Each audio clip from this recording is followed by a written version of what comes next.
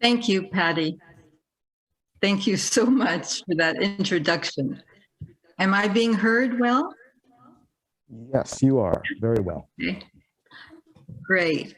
But before I start, I just want to say that I am so impressed and want to congratulate everyone who's been involved with this extraordinary educational conference. All the sharing around the world and so many different facets and growth from Reich's work. It has been wonderful. And I want to thank all of you for putting it together.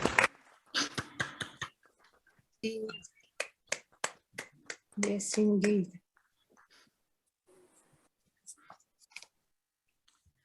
When Patty asked me to do this final presentation, I asked her, why me? And she replied, just as she said just now, that the committee felt that I had studied with so many of the various original people whose work had grown out of Reich. I had never thought of it, but when she said that, I realized that it's true. And part of it is because I'm so old. You know, at 83, I have been lucky to have had contact with so many of these revolutionary developers.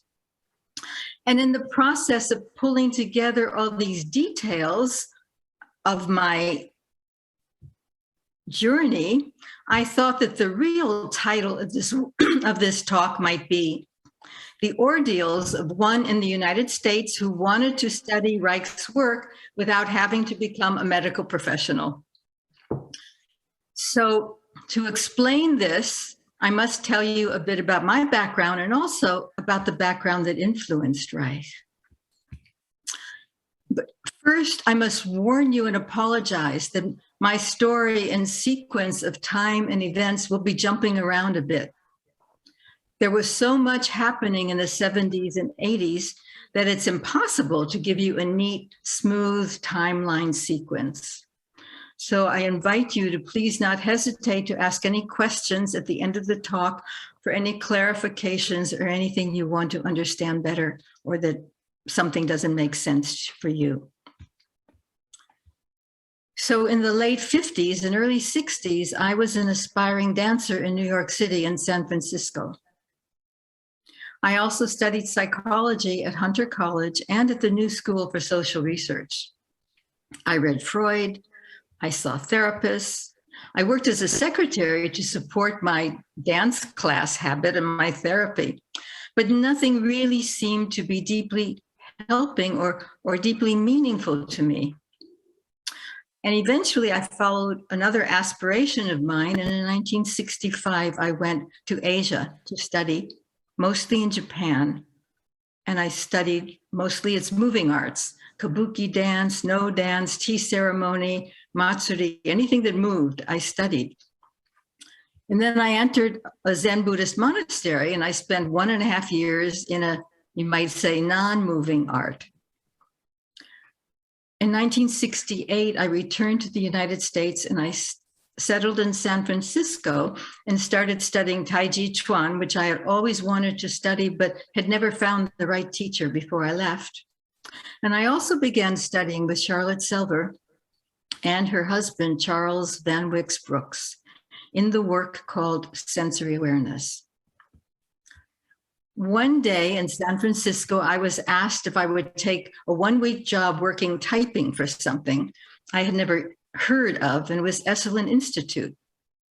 I took the job, it extended, and to make a long story short, I eventually lived and studied there and for many years taught and gave workshops at Esalen.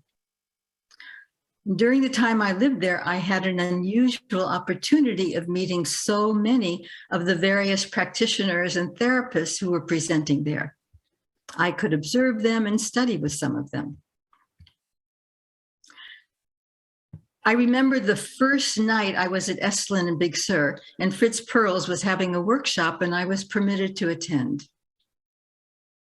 I thought it was a bit weird, but it was interesting enough for me to stay and to attend other presentations of Fritz's and also of other Gestalt therapists over the years. I eventually studied at the Gestalt Therapy Institute in San Francisco. And in those early days, I also studied with Mary Whitehouse, who was the creator of Authentic Movement, with Stanley Kellerman, who was then involved with bioenergetics, with Lowen and Paracas, with Magda Proskauer and others. I married, divorced, moved to the area north of San Francisco, and I was a single mother of 2 children. And I eventually realized that I needed some psychological support. I went to a family therapy institute and was assigned to one of the practicing therapists there, who told me that he had been studying a different sort of therapy that he wanted to try on me. He said it had to do with the body. And I remember thinking, well, body? Then it can't be all bad. And I said, okay. And that was my introduction to Reichian therapy. I went for a weekly session. I lay on a mat. I breathed. And when I breathed enough, I kicked. And I must have cried too. I recall one time when I was so angry, I actually levitated and turned over and came down on the mat on the opposite side that I had been lying on. That was impressive. I had no idea what my therapist was doing or why, and I didn't ask questions. I just went to the weekly appointment. I lay down, I breathed, I kicked, I cried, I got up, I paid the fee, and I went home to my children or to work. It was the only hour of the week that was for me. One day, as I exited my car to go into the appointment, I realized that I was feeling different. That something had happened to me and I was different. I was painfully aware that all the other therapies I had been exposed to in the past had not changed me. All the words and edicts had not made any sense, but something here did. I felt things in me were different, and I wanted to understand what, why, and how. I asked my therapist for books to read and for others to study with, and I began a quest to learn more about this work and this man named Wilhelm Reich. Function of the Orgasm was the most exciting book I had read in a long time. I attended a training course of 10 or 12 weeks that my therapy trainer held. And then I participated in a bioenergetics training course that Lowen and Paracas were giving in San Francisco. It was a 2-year course. And there was a lot of what we called huffing and puffing, and various exercises and postures to get people to vibrate or break down their defenses. I was one of those, well, maybe I was the only one who, no matter how much straining or tiring, I did not vibrate. I recall once being at Esalen the same time Lowen and Paracas were giving a workshop there. And since I knew them and had studied with them, I thought I could give Dr. Lowen a challenge. I told him that I had never felt the energy flow and I never vibrated. And what did he think I should do? He brought me into the workshop as a demonstration, and he had me do 3 exercises. One was the bow position, which is leaning back and supporting your sacrum and breathing. Perhaps it was previous to the breathing bench that Frederick showed yesterday. It usually gets people to vibrate, but not me. Then he had me spend some time standing on one leg and sinking lower and lower and lower. And then when I couldn't handle it anymore, to fall to the mat on the floor. Then to get up and repeat the process. I did this on both legs several times. I thought that he thought that perhaps since I had been a dancer for so long, it would take some extreme handling to get those tight muscles and allow an energetic flow. I remember doing it over and over. I think the participants in the workshop were initially interested and then probably very bored. I never did vibrate. And then I hung over forward with my knees bent and my fingers touching the floor, which Frederick showed yesterday. That was a relief to me, but no vibrating. I do remember saying something nice and complimentary to Lowen because I just wanted an easy way to exit the situation. But I don't recall any change in me other than perhaps disappointment. Some years later, I discovered that this incident was written about by Lowen in his book, Bioenergetics. He stated the situation a bit differently than I recall it.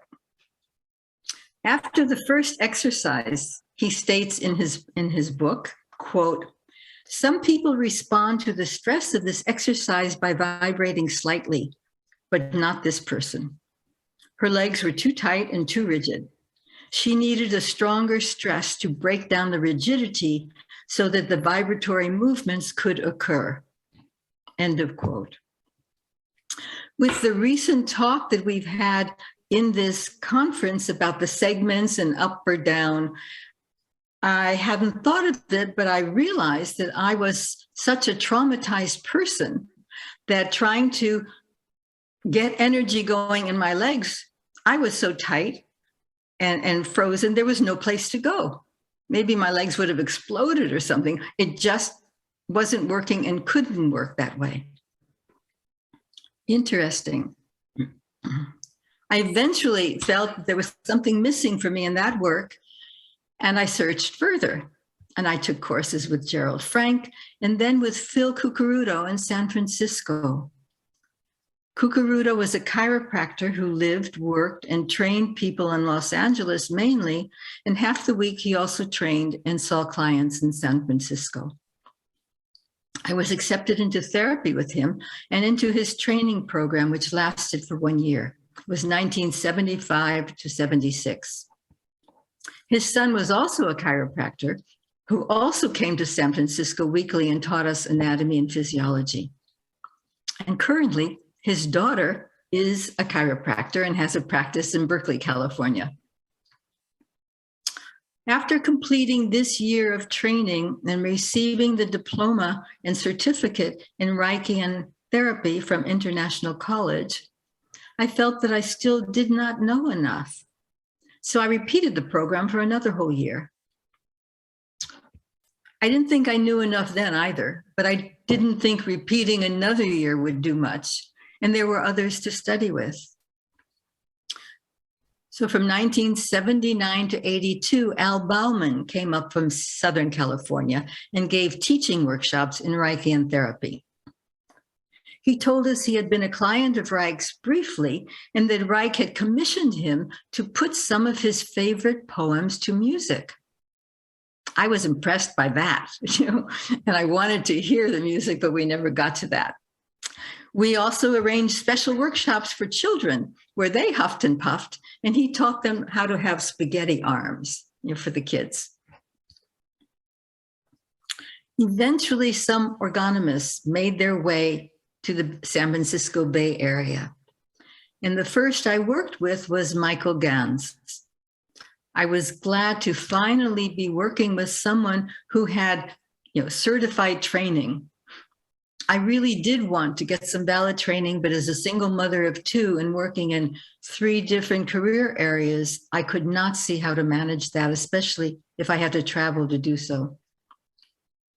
Eventually, Richard Blasban started coming to the Bay Area, and he said he'd be willing to train persons who were not medical people. But I had to stop working with Gans and had to do therapy with him.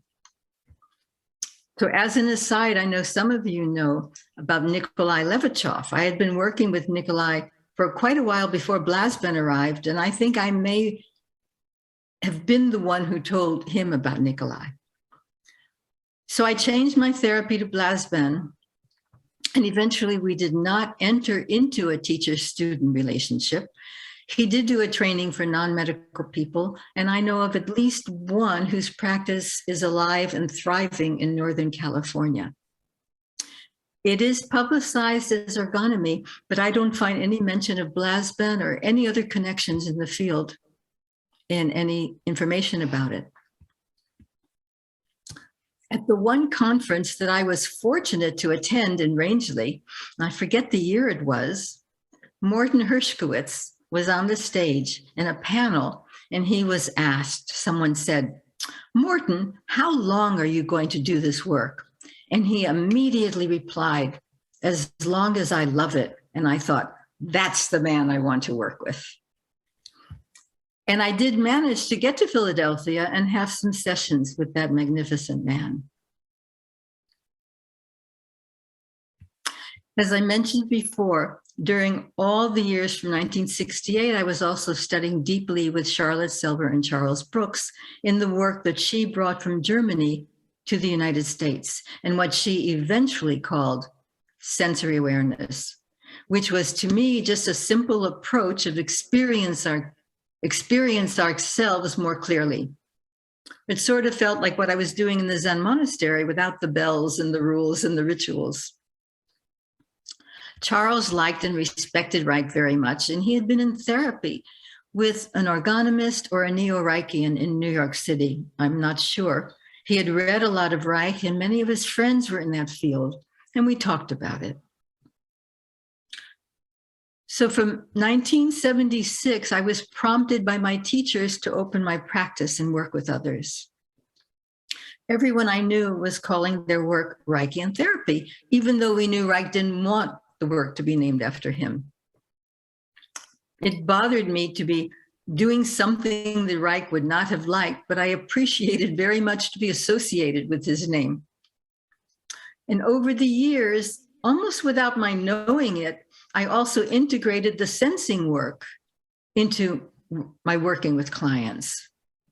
That simple, honest awareness work seemed to fit and be very important to help my clients find and feel themselves.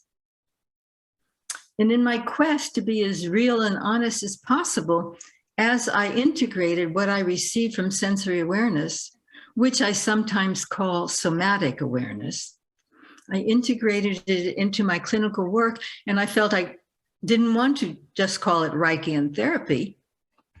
In my effort to be accurate and respectful, the name evolved to Reichian-based awareness therapy, even though that was really unwieldy.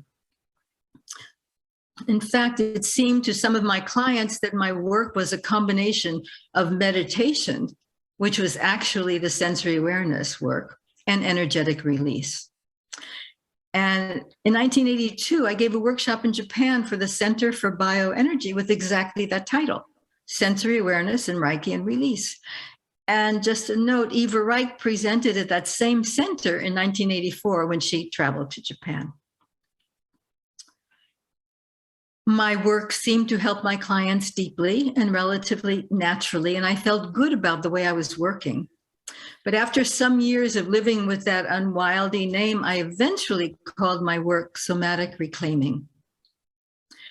My message in the name was that we were not totally defunct, but rather that we had lost connection with aspects of ourselves and that we could reclaim them.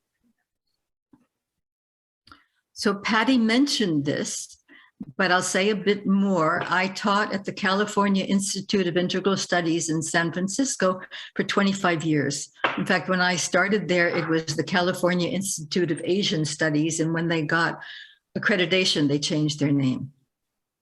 And as soon as I could, I added a 3-semester course on the psychology, theory and psychology of Wilhelm Reich in the somatic psychology program. I taught it every year for many years. It was well attended. The students read Reich. In the second semester, I think, there was a class on each segment. One class, one segment, and we went through it. The course was not to train therapists specifically, but to teach them the basis of Reich and working organically, in the hopes that the students could understand the ground and it would help them continue and more knowledgeably choose what specific training they wanted to learn, to do, and get supervision. When I left the Bay Area, I was assured the class, The Psychology of Reich, would continue, but very soon I noticed it disappeared or was perhaps absorbed into other courses. I don't know. And in 2000, I co-founded a graduate school in Santa Barbara that offered only 2 programs. One was pre and perinatal psychology. And then I created and chaired a somatic psychology program, which was, of course, based on Reich's work. And I was told it was the first PhD offered in the field.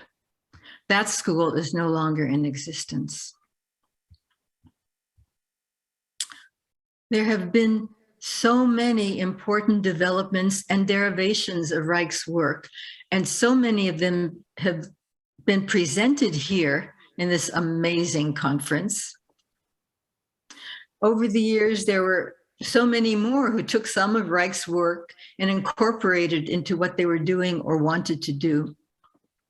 And there are others who have taught many students and created schools. And of course, there just hasn't been time enough in this conference to present all of them, but I'd like to mention a few that you might know about or might be interested in. One is Lisbeth Marcher from Denmark, who with others developed bodynamics. And David Bodella referred to her as, quote, the Scandinavian legacy of Wilhelm Reich. I studied in the bodynamics training program in the United States. So Charlotte Selver, my great mentor of so long, died in 2003 at age 102. And in 2004, the United States Association of Body Psychotherapy wanted to do a memorial edition of Charlotte in its journal. Jacqueline Carlton, PhD, the founding editor, cites herself as a psychotherapist originally trained as a classical Reichian. We never really talked about it much. There were so many other things to do. But she asked me to be guest editor in the Selver Memorial Edition. Carlton says in her introduction, quote, in her only published work, Gindler anticipates concepts later articulated by Reich and others. And she continues, in reading her words, it struck me how closely they echoed Reich's therapeutic goals when she spoke of somatic experiencing as accessing our original nature. The closer to which we come, the happier and healthier we will be. She gives us a primer on self-regulation. That's Jacqueline Carlson. And there were other contributors in the issue who were also founders or developers of known and respected variations of somatic psychotherapy with Reichian foundations. Marjorie Rand, PhD, discovered Reich through her training with Fritz Perls in the 70s. She said she found the influence of Charlotte Selver in Perls's awareness continuum. She studied with Selver and Brooks during the 70s and 80s, and she cites the importance of sensory awareness in body psychotherapy and how she uses it in her own integrative body psychotherapy practice. Quote, in the 80s, I joined in partnership with Jack Rosenberg and helped develop integrative body psychotherapy, IBP, they call it. Jack also studied sensory awareness, and so it is a prominent feature of the IBP method. On another quote of hers, although Charlotte never claimed sensory awareness to be psychotherapy, only pure awareness for awareness' sake, I do not see how body psychotherapy can be practiced without it. To me, awareness has to be the first step in any process. Without awareness, there can be no change. Often, awareness alone produces change. Fritz Perls said, quote, awareness in and of itself is curative. That's the quote from Fritz, and that's the end of Margie's quote too. I feel I must explain now that almost no one in the United States has heard of the origins of this work. Most of the people, practitioners and their clients in the United States worked with Charlotte Selver and adopted her work, sensory awareness, into their practice and teachings. In fact, in 1959 in New York City, Charlotte and Charles offered a class at the New School for Social Research called Nonverbal Communication. And boy, did I want to take that. But it conflicted with some of my dance classes, so I never did. But in 1963, Charlotte Selver gave the very first experiential workshop at the Esalen Institute, which had opened in 1962. I think she had already named the work sensory awareness by then. And soon there was a flood of various teachers and students to the workshops that Charlotte and Charles gave. They were in California, in New York, in Maine in the summer, and in Mexico in the winter, filled with so many various professional people, as well as just normal people. Ilana Rubenfeld incorporated sensory awareness with Alexander Method, Feldenkrais, and Gestalt. She worked intensively with Fritz, who also worked intensively with Charlotte. And she says, quote, Charlotte Selver's way of teaching awareness, the obvious, and the now influenced the creation of the Rubenfeld synergy method. Indeed, I dare say that all body psychotherapy is indebted to the life work of Charlotte Selver. Ilana also wrote a piece in the memorial issue, and she says, quote, while preparing this article, I reread the 1977 interview with Charlotte Selver many times, and I came to appreciate how important her work has been and still is in the body psychotherapy field. In the 1960s, I met Fritz Perls, co-founder of Gestalt Therapy, and I was deeply impressed how he peppered his sessions by asking us to close our eyes and go inside our bodies, ourselves. After some time, Fritz would then instruct us to open our eyes and look outside at the environment to see if anything had changed. He called this experiential process shuttling. After studying with Charlotte Selver and doing the interview, I understood how much Fritz Perls had integrated her approach and thereby influenced my work. That's Ilana Rubenfeld. And another person in this crucial field that many of you might know is Peter Levine. Peter studied Reichian therapy with Cucuruto the year before I did. I knew him and I went to him as he worked as a Reichian therapist. For some while, he experimented having people wear covers over their eyes during the therapy session, which I didn't like very much. Eventually, Peter Levine developed somatic experiencing that very successfully works somatically with trauma. In the Memorial Journal, he writes about a one-day workshop with Selver in 1965. Peter describes his first and only experience with her and the unexpected and immense effect it had on him. He credits her work with deeply informing his development of somatic experiencing. I was in the original group of people, therapists, upon which he practiced and experimented and developed somatic experiencing. I personally think that that is why SE is so successful, that awareness component, given the time to feel what's happening. And I realized that very few of the Neo-Reichians I worked with or learned from ever mentioned or worked with the eyes much at all. I finally saw what omissions there were from Reich's work. As Dr. Lewis mentioned in his talk, working with the segments was not a guidance for most of them, nor was starting with the eye segment. It seemed to me that so many only seemed to care about breathing and kicking, which of course has its place, but preferably in the correct sequence. It seemed to me that many therapists were activating the lower segment to get something to happen without opening the areas where the energies of the something needed to go. And I think I was a perfect example of that with my time with Dr. Lowen. Also, the work called sensory awareness that I began to study in 1968 is what I found missing in the therapeutic work I had been learning and receiving from so many people.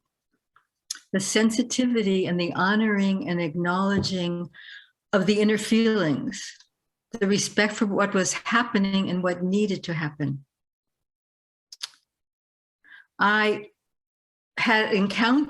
felt so many therapists who knew what they wanted to do, but it seemed to me that they did not have the, could I say, health to allow what needed to happen. Over so many years, I've only met a few people who had been in therapy with Reich. And whenever I asked them what it was like, they each said something about him really getting them, really knowing what they needed. Each of them said they felt seen and met by Reich. Then here is where I have to bring someone else into this picture. I briefly mentioned her before, but haven't given you the whole picture. The person who needs to be brought into this presentation is a person who evidently made a big impression on the life and work of Wilhelm Reich, even though he never met her. Elsa Gindler, whose name you have heard from some people, and I've mentioned it before. German, she lived mostly in Berlin. By age 22, she had studied with Heidwig Kallemeyer and was teaching harmonic gymnastics. The English translation, I'm told, might be called beautiful movement.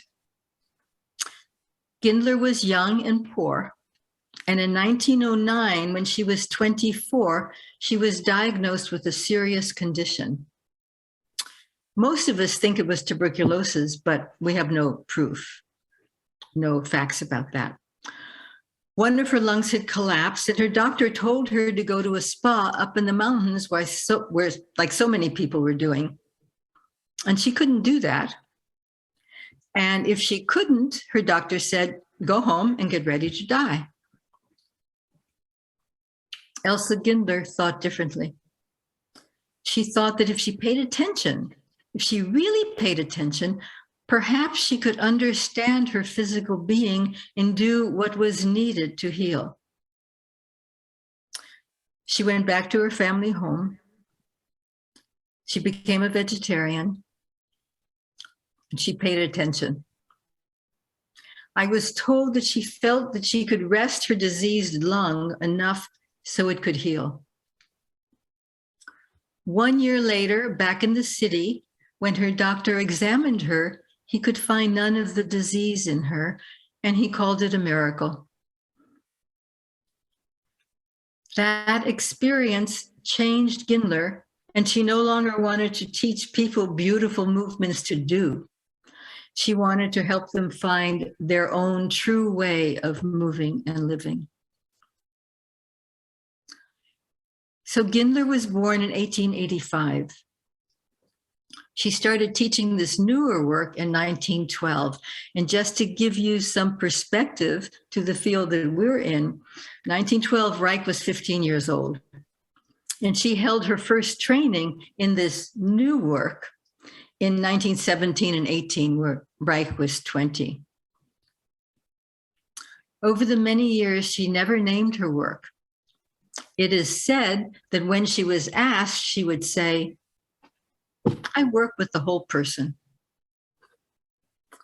Some of you Europeans, people in other countries might very well have heard of her, but most people in the Americas have no awareness of Elsa Gindler. She passed on in 1961. She lived through the war in Berlin, hid some Jewish refugees in her house, and a Hitlerjugend threw a bomb into her house, which destroyed the whole thing and all of her papers a few weeks before the war ended. So that's why there's only one written paper from her. In the 1980s, there was an interesting happening in Berkeley, California. It was a monthly meeting and a potluck of some old Reichians.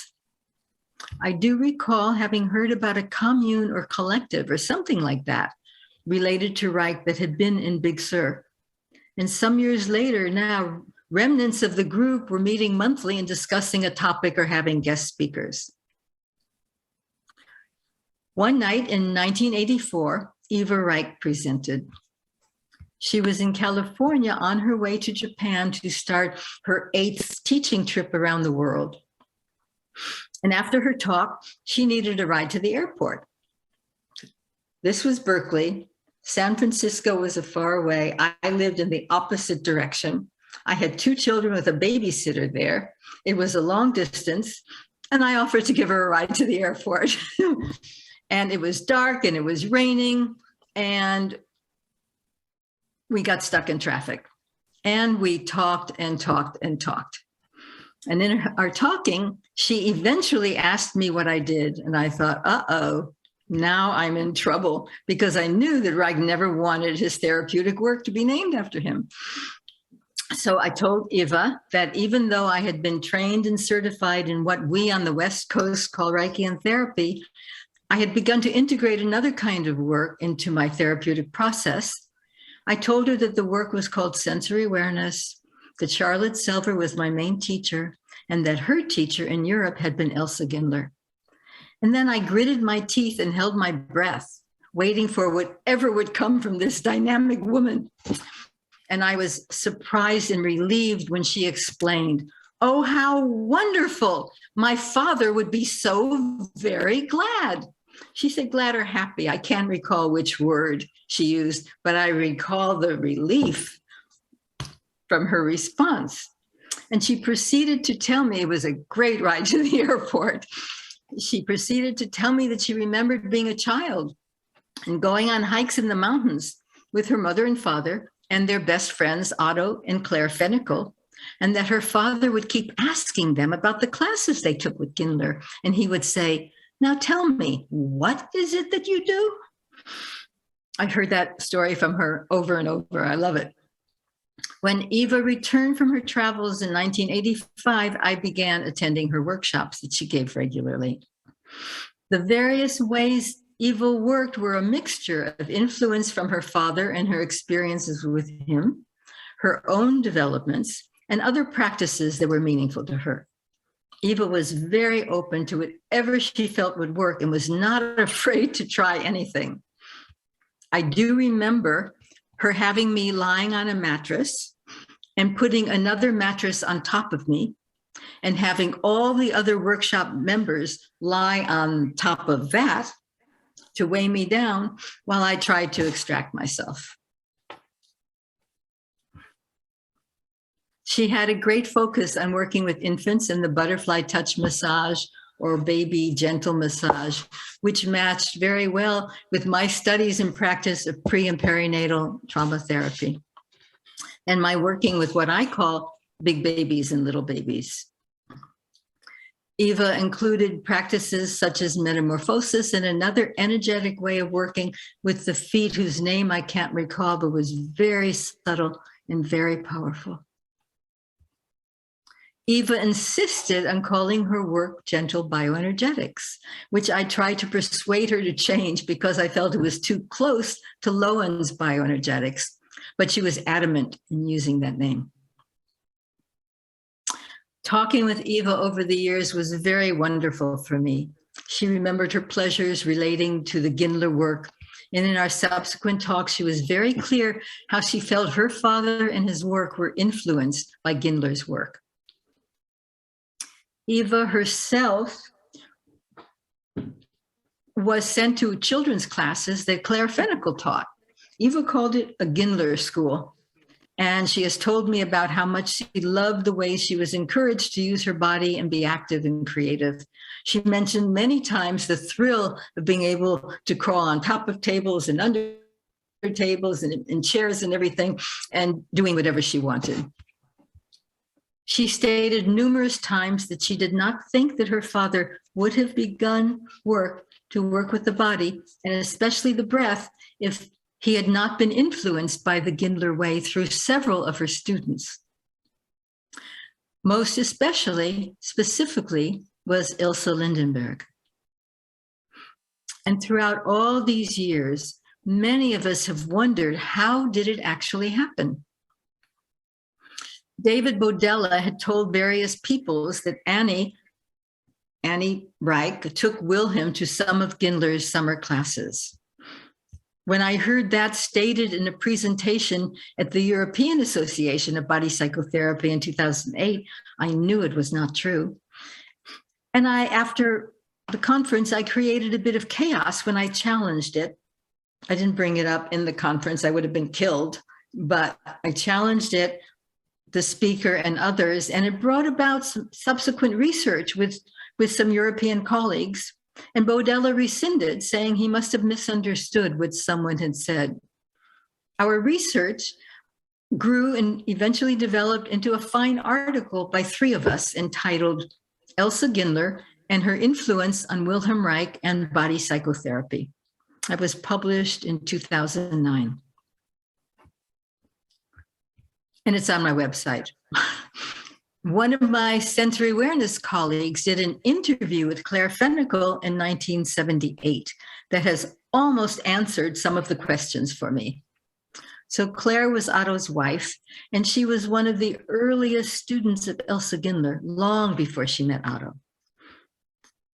After they were married, Claire took Otto to Gindler's classes, and he was impressed because, amongst other things, his migraine headache ceased.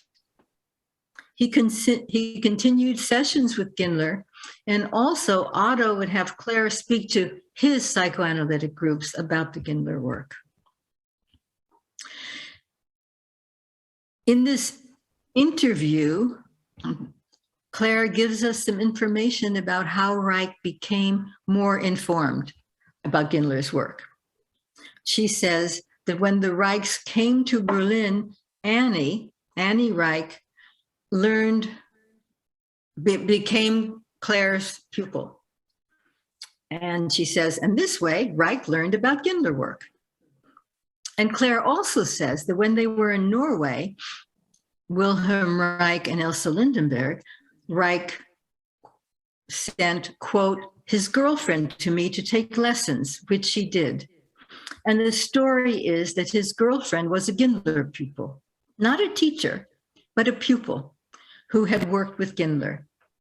And after she had been with me about 3 months or so, the word got around that Wilhelm Reich had his patients coming in loose clothing. That was it. That's when he started doing the work. End of that quote. And the interview asked, loose? And Claire responds, quote, you know, like soft clothing, comfortable clothing, where you could move and lie down on the floor and so on.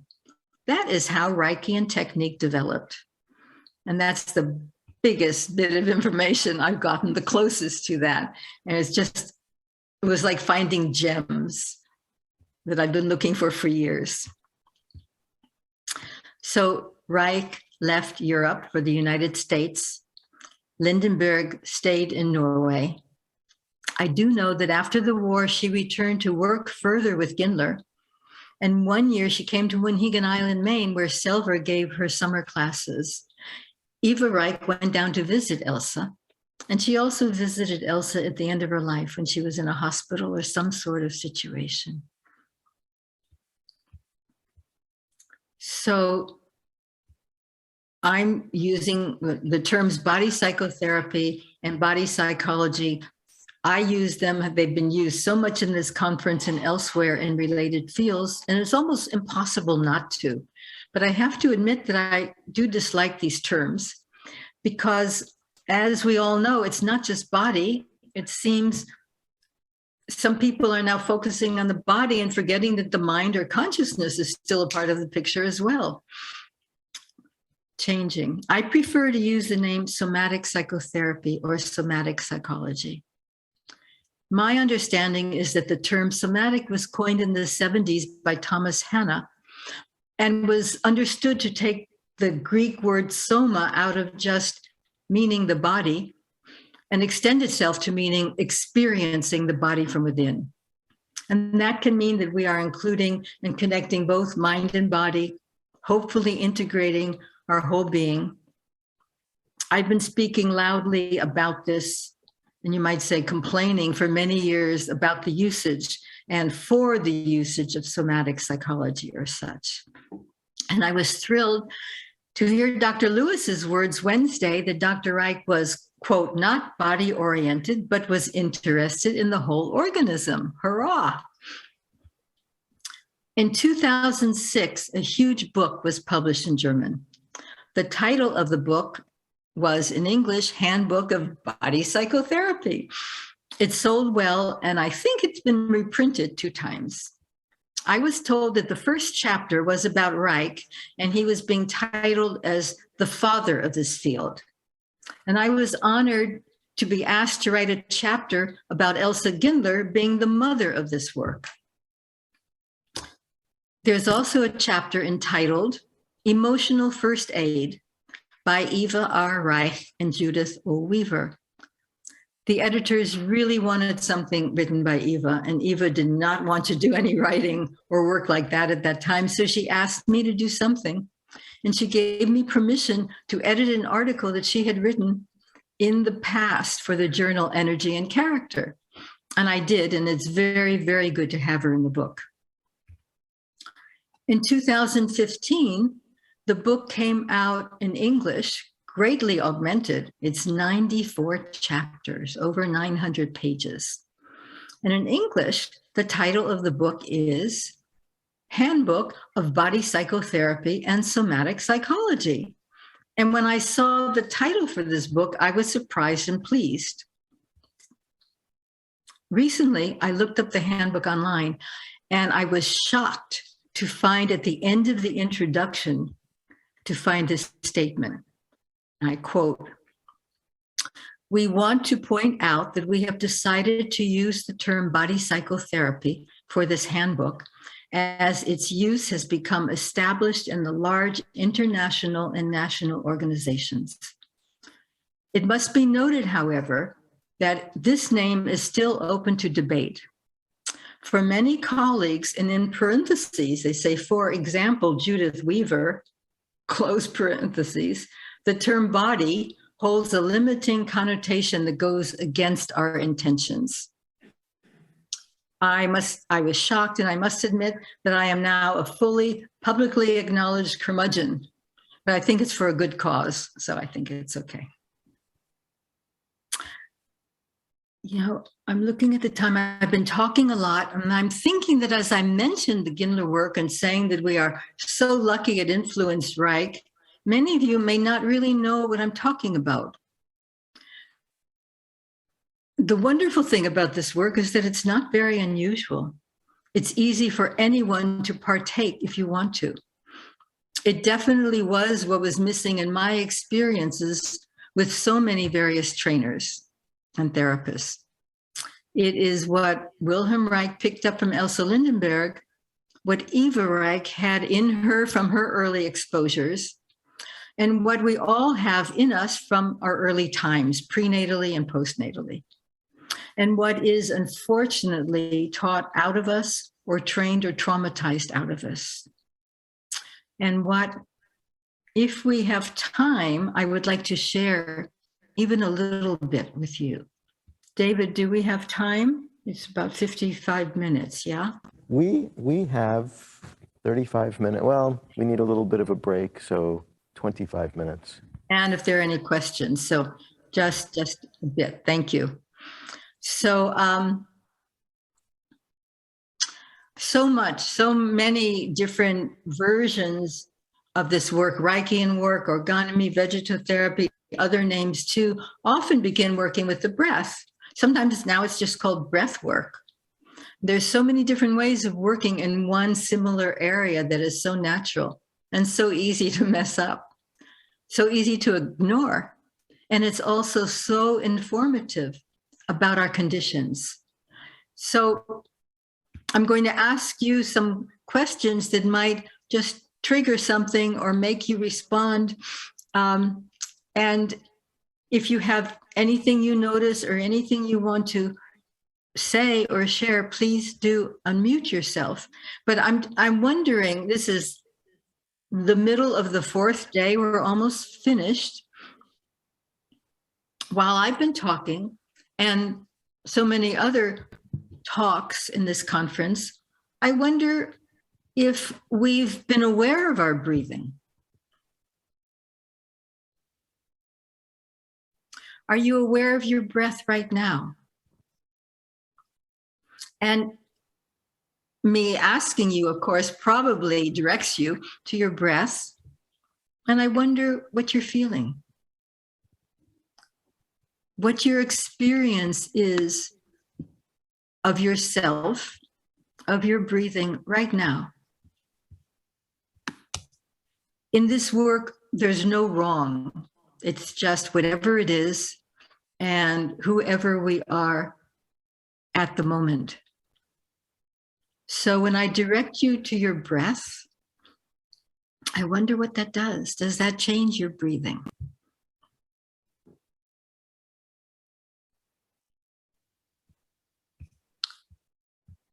Can you choose a place in you where you feel the movement of your breath? And then very gently take a hand and touch one of those places or any place. So just touch where you feel the movement of your breath.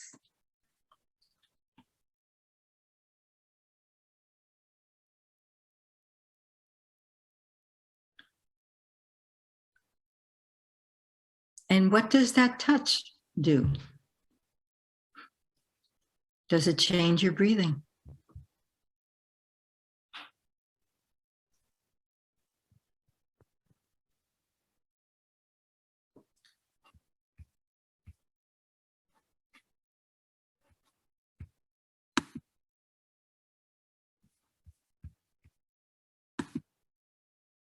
While you are touching this place, can you also feel the movement of your breath in any other places?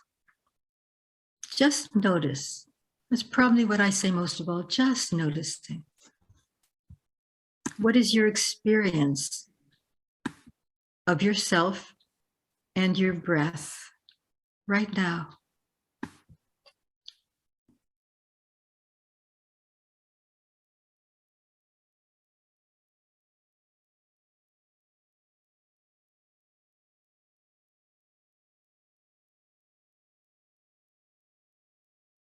And when you feel ready, allow your hand to come away. Just a simple coming away, nothing to do. And notice.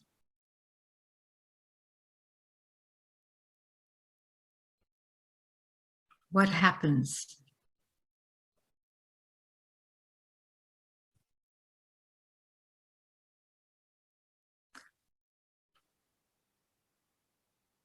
What happens to your breathing in the area that you touched? Does anything happen in the hand that you did touch your breathing? Is your hand breathing?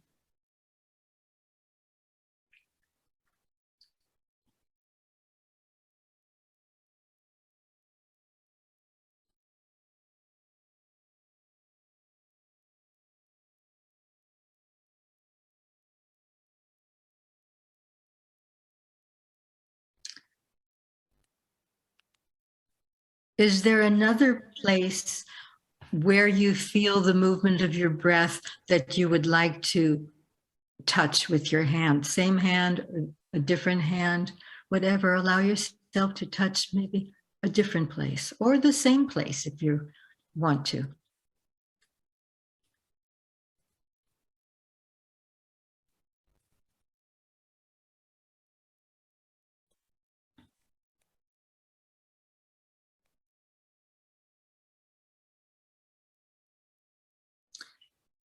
And how is your breathing and your touching in this instant? How is it now?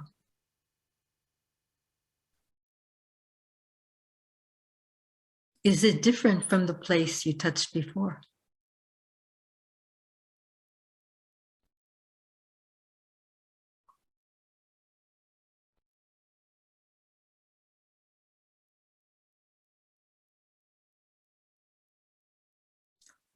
Touching this second place, can you still feel your breathing in your first place?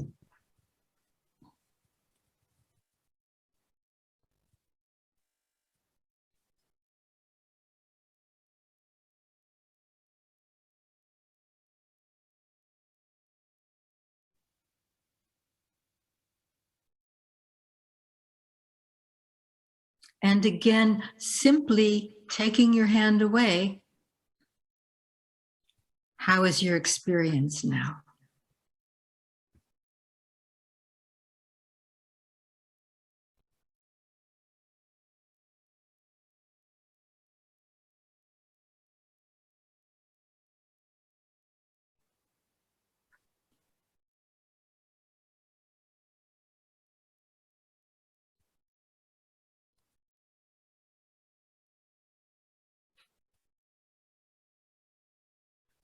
Now I'm going to suggest that you make contact with a place that you don't expect to feel any breathing.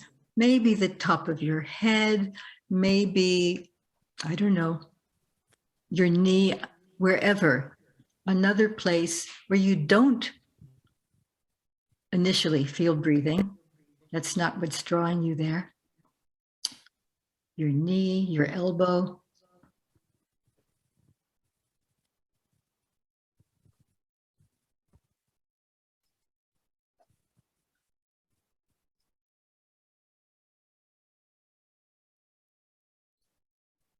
And even though you didn't feel any before touching, might you be experiencing breathing in this spot?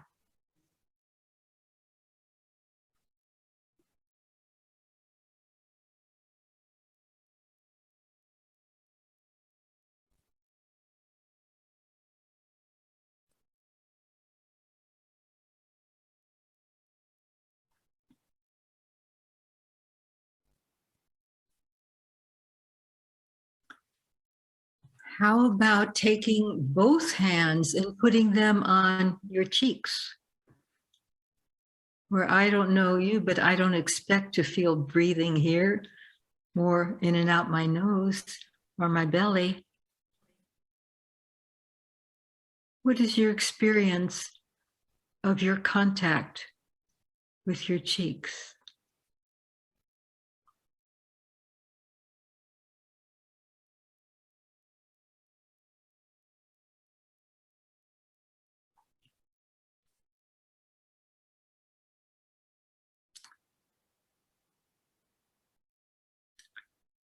Do you feel any breathing in your cheeks?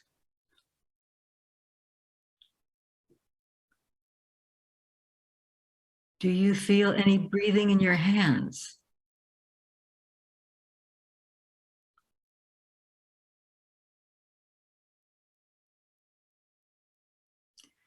Do you feel any breathing in the other places that you've touched earlier?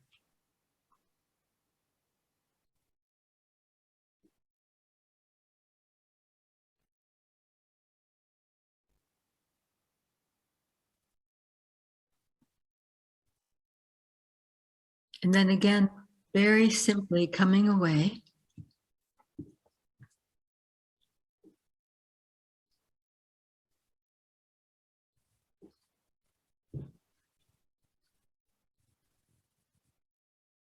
What is your experience now?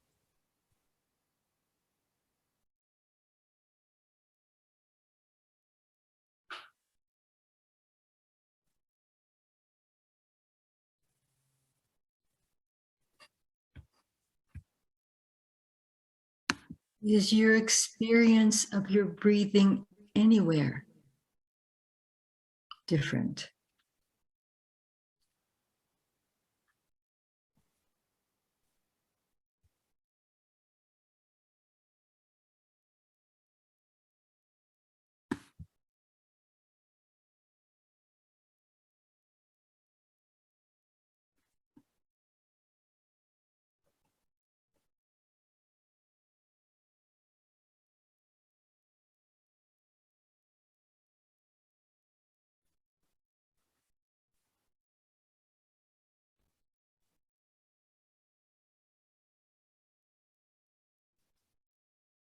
We've been sitting and breathing and listening and looking so much these last few days. I wonder what your awareness has been of your sitting throughout the days. But mainly, I want to ask you, how do you feel you're sitting now? What are you aware of in your sitting?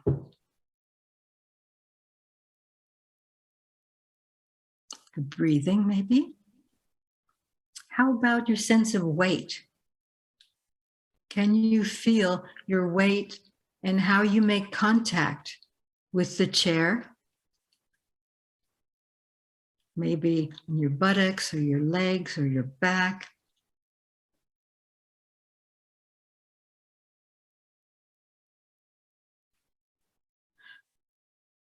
Are you allowing that chair or couch, whatever it is, to support you?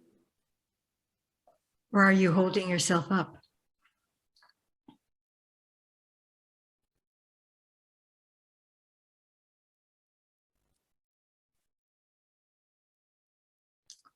Some of you at home might even be lying. And I wonder, any of us, whether we're standing, sitting, lying, any awareness of gravity?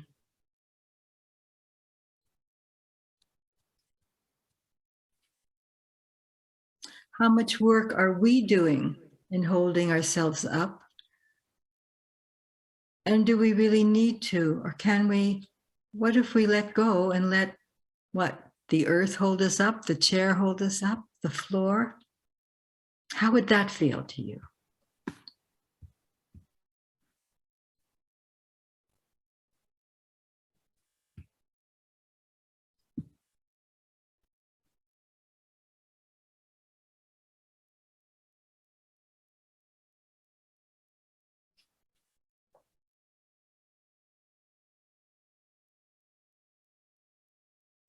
And before we end, I want to invite you to take both of your palms, your hands, and just without touching your eyes, just put them over your eyes. You can keep your eyes open or closed, but with your palms over your eyes, noticing whatever there is. Does this change your breathing?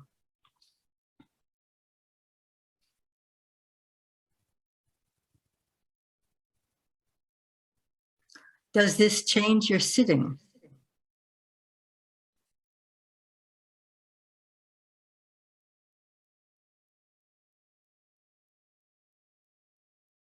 How do you feel your weight now? Can you feel that you are more supported by the chair, the floor, the earth?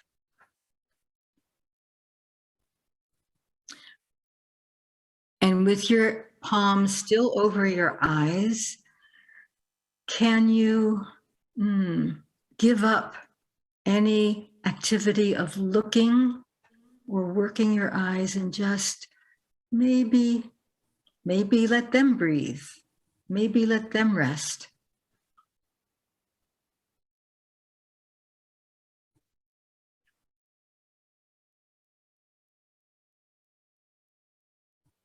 And when you are ready to very simply let your hands come away, as we've done before, slowly probably.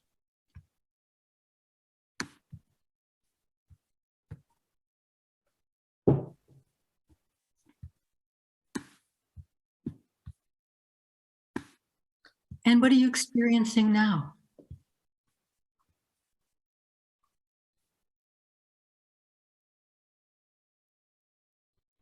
How is your breathing now?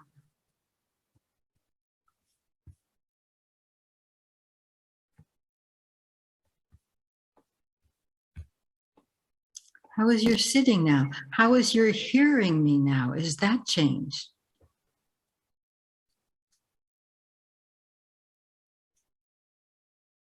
Any changes in your jaw or the state of your mouth, your tongue?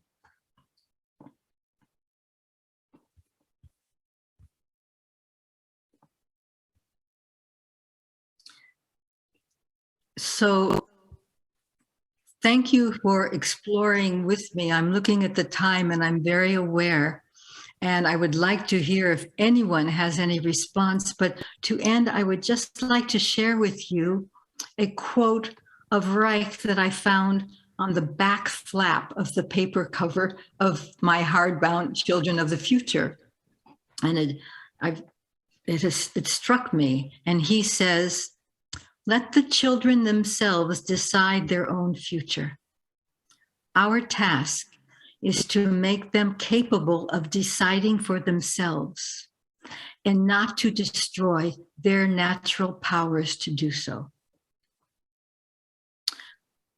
I do think that that was what Gindler was doing, working with her students.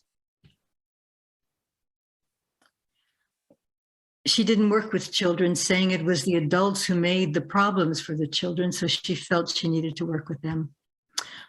And wasn't that what Reich said when he was asked to work with children or babies? That he also had to work with the mother or parents because that's where and how the issues came. I feel that certainly Gindler and Reich were on the same page in how they felt what needed to be worked with to help the human race and to help bring health and sanity in the world, which became the title of this talk. So I want to thank you very much for staying with me, for listening and sensing. And if you have any questions or anything to say, I'd be very interested. Thank you.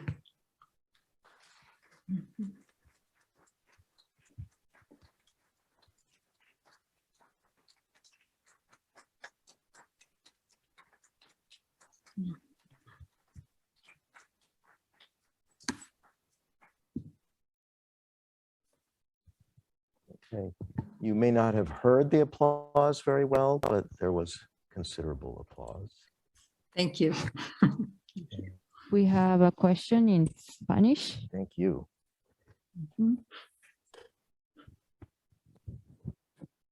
Okay. Judith, buenas tardes. Muchas gracias por tu testimonio vivo. Y me pasaron muchas cosas que quisiera compartir de manera muy breve. Please do. La más importante de todas es que al final, cuando te escuché y te vi, me sentía un poco como desconectado y con temor de la responsabilidad que implica ser psicoterapeuta corporal. Y al final, con la sensibilización que nos invitaste a hacer, a contactar el cuerpo, me fui tranquilizando y fui contactando mi deseo de continuar en este camino. Y también fui contactando el cansancio de 5 días de trabajo muy intensivo, escuchando muchos puntos de vista, muchas experiencias de lo que significa lo corporal, la mente y el cuerpo. Y me di cuenta de que nos olvidamos durante una semana de incluir el cuerpo. Fueron muchas horas de estar sentado. Me habría gustado, pero me doy cuenta hasta ahora que faltó actividad para mover el cuerpo, para sentir y experimentar los principios de Reich, de sentir la respiración, el movimiento, la conciencia y unirlo con el trabajo intelectual. Y te agradezco mucho el haberme llevado a ese despertar en este breve conversatorio que nos compartiste. Muchas gracias. Thank you so much.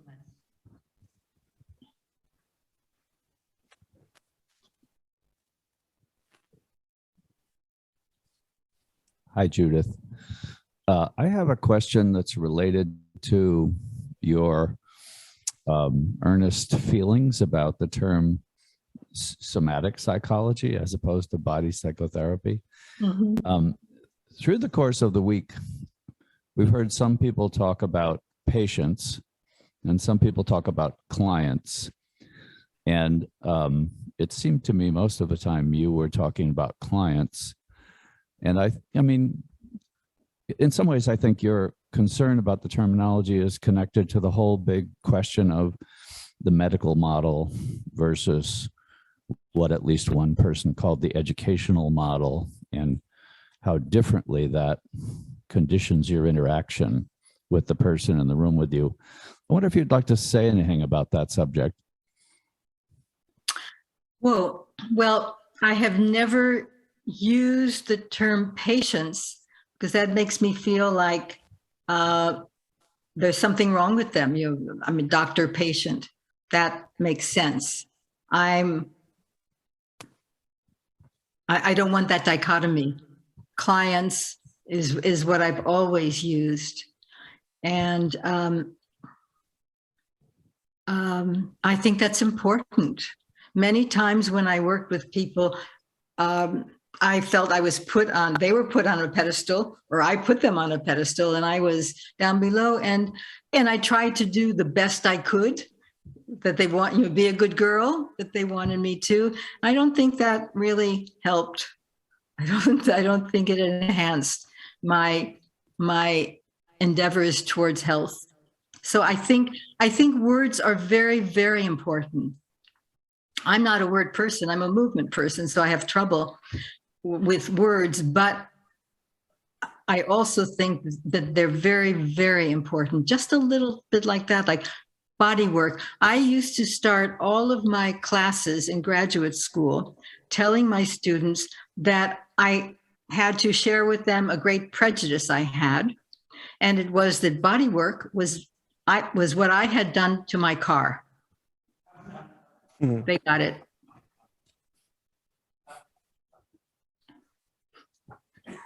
Judith, this is Renata. I'm here by Jim. Hi. Hi, Renata. What a very overwhelmingly beautiful talk. And I have nothing to add, just that I love you very much and send great, large amounts of energy toward you. Thank you so much for participating with us. Thank you. Thanks for your wonderful help here. We have another question in Spanish. We do have a hand up online. Or, Muchas oh, gracias, Patty, Judy. okay. Más que una pregunta es,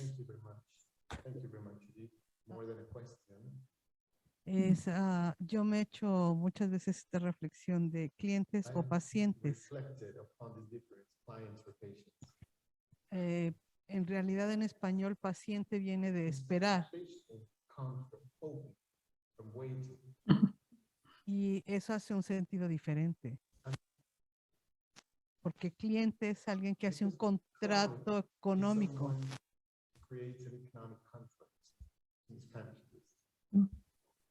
Entonces, últimamente algunos hemos estado usando usuarios de psicoterapia como una opción alternativa, porque esta sí es una gran discusión en realidad, clientes o pacientes.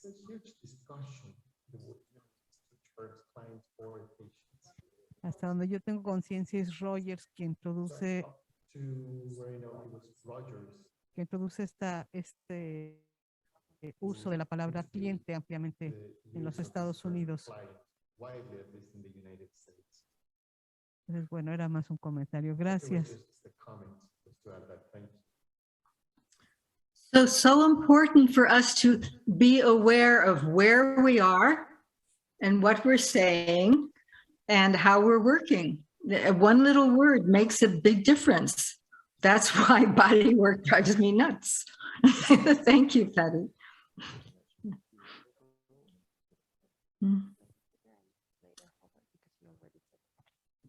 Can people who are online just unmute themselves and talk? Yes, Peter Moore has his hand up. Would you like to unmute yourself? Yes, thank you. Go ahead. Judith, I really was very moved by your talk and the way you wove things together. And I might be the guy in Northern California that openly acknowledges Dick's work, Dr. Blasband. And speaking about relational, just no technique, but just being understood and being present. I would sometimes rise off the couch, sit up because I couldn't stand the process of coming out of dissociation. And one time he just said, well, try your best. Or another time, well, sometimes life's a bitch. And it felt so good that he wasn't trying to intervene. He wasn't trying to do anything to me. And the second thing is I still remember incredibly vividly just 3 days with Charlotte Selva in the early 80s at Casa de Maria. And I was, it's amazing that it was so powerful, like almost 40 years later. And as you also knew Ray Castellino, I didn't think you mentioned his name, but he's another figure. So, and I really appreciated your exercise at the end. It just really reminded me of the place for gentleness and awareness and going slowly into the body. Thank you very much, Judith. And may I respond to something? Yes, Castellino is one of my great mentors in life, but it's so easy for people, like Patty said, you know, words matter so much. In the sensing work, we don't do exercises. Charlotte would never use that word. She never used the word body either, but they're explorations or experiments. Doesn't that open the possibilities, open so much more than an exercise, which I have to do, like some of those? Makes a great deal of difference in us, the worker, and in the receiver, the client, or the whomever we're working with. Thank you very much. Hovard? Yes. Hello. Can you hear me? Yeah. Thank you for a wonderful lecture. I mean, I really enjoyed it. It was warm and beautiful, and I learned so much. And I was particularly interested. I have a specific question to the latter part where you talked about Claire Fenichel. Did you meet Elsa Lindenberg? Did you have contact with her personally? You mentioned With whom? with Elsa Lindenberg. Oh, no, I'm so sorry. Charlotte sent me a postcard that Elsa Lindenberg was there in Maine, but I couldn't drop everything in California and go to see her. I wish. Right, but you said that she continued to work with Gindler after the war? She did. I never knew that. It's fascinating. Yes. I think I'll send you an email about this if I Fine. can. Thank Okay, you. thank you very much. Thank you. James Uribe online? Hi, Judith. Hi, this is Frederick Lowen. Oh, hi, Frederick. Yeah, hello. Okay. I want to thank you for your presence. It's palpable. Oh, thank you. And I wanted to comment as well a little bit on your comments of your experience. regarding the bioenergetics, of course, is one of the older modalities. You know, when it was first started in the mid 50s, you know, there was really, as far as I know, only dance therapy, Fritz Perls, and Rolfing, of course, was really what emerged after the Big Bang, as it were. And now, in contrast, of course, we've got, you know, almost as many modalities as therapists, seems. But back in the day, you know, there are two comments. One is that I know that my father back then was very much a medical doctor, and all of his clients were patients at that time. And from that period of the 1950s and 1990s, I think he rode the wave in making the transition from being the doctor who will fix people to a much, much more humanistic sort of approach, taking clients as they appear wholly. And let me think, as part of that too, the bioenergetic work was almost brutal in the early days. And I think it did put some people off because it was very, very strong. And I liken it to the development of birth control, actually, in the early days, which was also similar at that time. And the hormonal birth control, as I understand it, was initially hundreds of times more powerful than what they settled on only 10 years later or so. And I think the bioenergetics has also gone through, and again, back then, there was nothing to compare it to. It was really a pioneering sort of an effort. It was very innovative. But it too softened over a period of 50 years when I basically was out of the community for 20 years completely and really re-entered strongly in the early 2000s. And I was surprised at that time as to what I thought bioenergetics light appeared. And it certainly was much less threatening and much more effective in its softer approach. So I think there was that change that accompanied the bioenergetics. And finally, the last thing I'd like to say is that absolutely, you know, the cognitive side of the mind-body split is every bit as important as the somatic or the body side. And in fact, if you're working to heal the split, it behooves you. I think it's necessary to work back cognitively as well as somatically. So I totally endorse your sense of that. And again, thank you, Judith. It's very interesting to hear your trajectory. Thank you. Okay, we have very little time, so we're going to try to take just a few brief questions. James Iribe has been waiting patiently. Unmute yourself, please. Gracias. Gracias. Judith, últimamente me he estado acercando a la terapia lacaniana y está el concepto de cuerpo y el concepto de lo real, pero no sé qué tanto tú conozcas, tú que has hecho tanta integración, esta idea de lo real, pero no como el cuerpo orgánico, como el cuerpo médico. Ya ves que hablan de 3 registros, real, simbólico, imaginario. Jacques Lacan, francés. Wow. No, there's still more for me to learn. No, I'm sorry, I don't. Okay. And Connie, unmute yourself. Thanks. Hi, Judith. I wanted to thank you for the talk, which I thought was really interesting. First, because you highlighted so many pioneering women in the field who've made a lot of contributions that don't get a lot of press or attention, or even don't even necessarily even get heard of. So I wanted to thank you a lot for that, because I think that's important information for us to know, also as female practitioners. But I wanted to also address the issue of client versus patient. And I say it from the perspective, I'm a physician, and it's impossible for me to really see somebody as a client. It feels for me very awkward, in fact. Maybe sometimes that means also that I go into working with people with the expectation that the level of distress or pathology or physical illness even can be very severe. It doesn't make a difference. In other words, you take who comes to your door. There's no picking and choosing, who you're going to necessarily work with as a physician. So, but I do think, though, a colleague used the term healer, which I don't often hear in medicine, but I feel that is almost a healthier way to, or maybe a happier way for me to conceive of my work. Now, that doesn't mean that necessarily the person I'm working with is sitting there passively to be healed, because the dynamic itself, the interaction, the relationship is front and center. That is what makes things happen.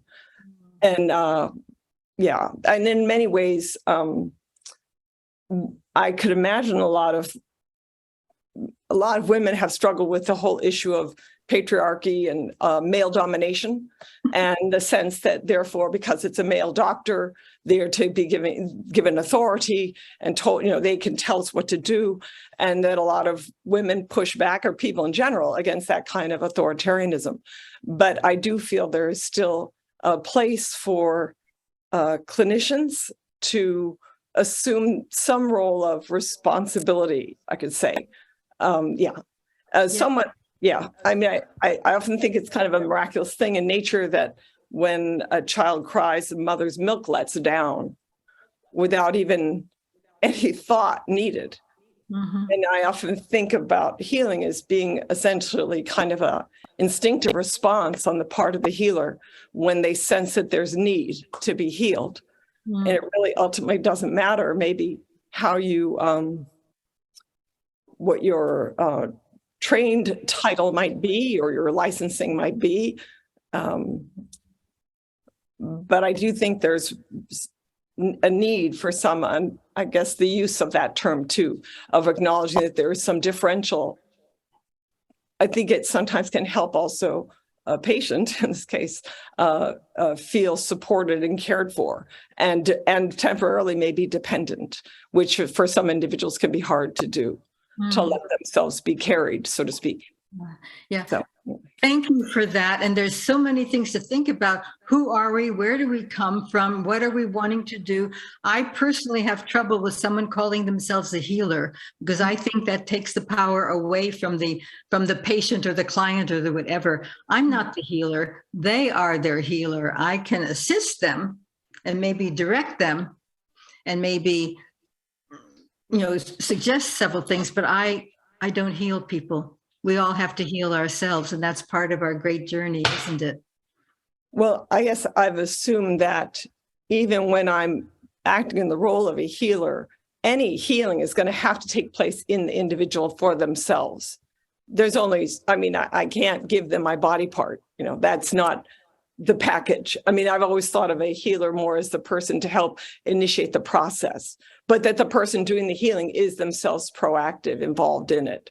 It's just a matter of terminology, really, but it is. And we do need to be careful about it, because we get into messes, don't we, sometimes? Thank you for all the thoughts. Wonderful. We need to move on to our last question. I'm very sorry if anyone didn't get to be heard, but we are over time. Jorge, please. Gracias. Más que una pregunta, Judith, es un agradecimiento desde lo más profundo de mi corazón por toda esta experiencia que tú en tu historia viviste con grandes personalidades de nuestro ejercicio, y que el escucharlo directamente de ti me llena, y espero yo algún día poder también decir en algún grupo donde yo pueda, esta semillita que tú siembras en nuestros corazones, yo decirlo, escuché directamente de Judith como tú lo has escuchado de otros. Te lo agradezco con el alma.